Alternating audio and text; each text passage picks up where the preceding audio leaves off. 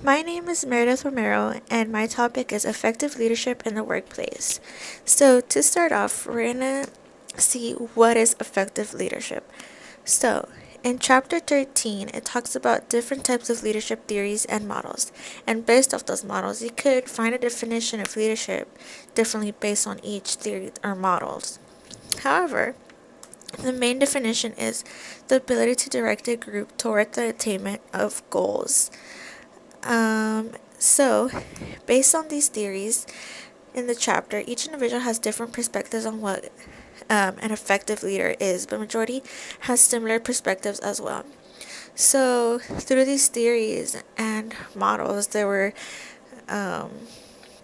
experiments conducted with subjects, and they came up with different definitions, but they all had similarities in it.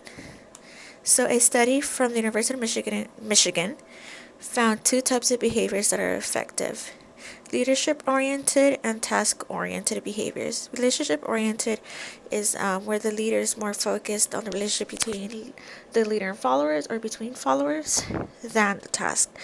And task oriented is where they're more focused on the task than the relationship. And Fiedler's contingency model states that an effective leader depends on the relationship between behavior and work situation. So this kind of ties in with the study of University of Michigan because the behavior is important according to the situation they are in. So the real life work problem that I encountered was when I worked at an after school program called STAR, and each site has a coordinator that leads the staff. So each school, and each site has a leader or a teacher. We're called recreational leaders, but we are mainly almost like teachers, and there's one for each grade. So the coordinator responsibilities is like getting supplies, like getting our paperwork, glue, scissors, whatever it's needed.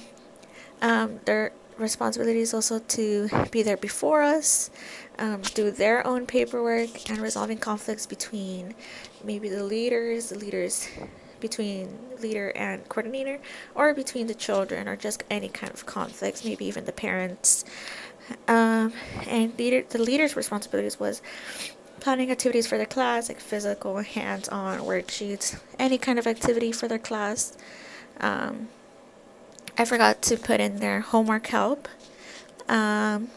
Also, we have our own paperwork that we have to give to the coordinator at the end of the month, and we have to keep our class safe. And the coordinator for my site was very friendly and understanding, but our goals were sometimes sidetracked because he was very lenient. He was very relationship oriented, but his behavior changed with situations. So he was very lenient, and so like he cared more about like how we felt more than the task. So sometimes we would struggle like getting our supplies on time, because if we don't turn in our paperwork on time, we wouldn't get our supplies. And if one of the leaders turned it in late, then he would be like, oh, it's okay, like I'll just tell him it was my fault that we turned it in late, when in reality, there's somebody else to blame. But he was more important on like if everybody was satisfied or feeling like not feeling threatened by his position. And the research that I found for this paper is called Leadership Behaviors Effects on Job Satisfaction, Productivity, and Organizational Commitment. This was taking place in Singapore, where the economy is in a crisis, and the method they use is by using 5 different questionnaires, which are demographic questionnaire, LPI self-observer, job and general scale, productivity scale, organizational, and commitment scale. So the demographic questionnaire is like the basics: work experience, biographical information. LPI self-observer was more like how they see themselves where they are, and job and general scale, productivity scale was how productive they think they are in their workplace, and organizational commitment scale is like how committed they are in the workplace. And the results they found was leadership behaviors have a significant effect on job satisfaction, productivity, and organizational commitment. So because they were in a crisis, the managers and employees, because the managers and employees did this, they found that it was important to have the behaviors adapt to each situation that they encountered in the experiment. So they felt like the behaviors were important to the the workplace for them to feel like they are satisfied and productive in the workplace. And lastly, the solution. So, in my opinion, these four suggestions can help the coordinators at the city.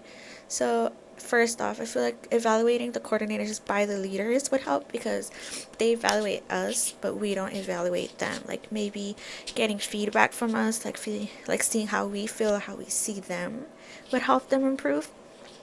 Also, training based on leadership theories approaches, because the city does have mandatory trainings for both coordinators and leaders, but so far not on leadership theories or approaches. And I feel like that would help our coordinators become better and more effective leaders than they already are.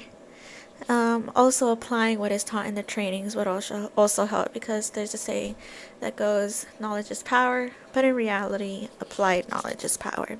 And also, lastly, make wise decisions, like when it comes to matching the behavior with the situation that they're going on. And that's it. Thank you.